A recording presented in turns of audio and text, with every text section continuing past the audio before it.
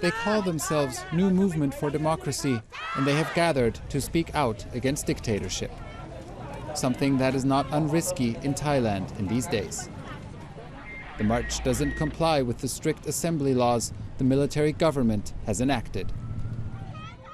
Among the protesters are some of the 14 students who were briefly detained in July for staging a political rally.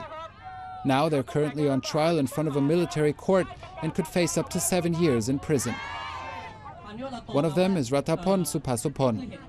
He knows being here could get him into even more trouble, but says he believes he has no choice. I just don't want to live in the society that the people cannot talking about the government in a negative way and got arrested. This is not the that's why I am fighting here. Speaking out against Thailand's military government seems to become more and more dangerous. Authorities have tried to silence critics by taking away their passports or hauling them in for so-called attitude adjustment.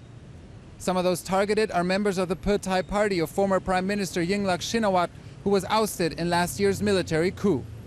I tried to get interviews with party members who are in the government's crosshairs, but no one wants to talk. One openly admitted that he was afraid of possible repercussions if he did. Journalist Pravit Rajanapruk, however, won't keep quiet. He is one of the most vocal critics of Thailand's military rulers. He too was recently detained and interrogated.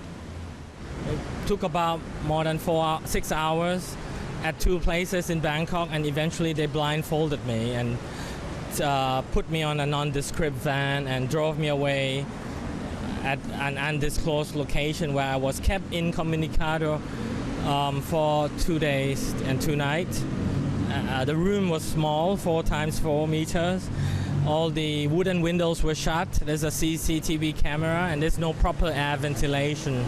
The government is calling these proceedings conversations to exchange information and opinions, trying to create awareness and understanding.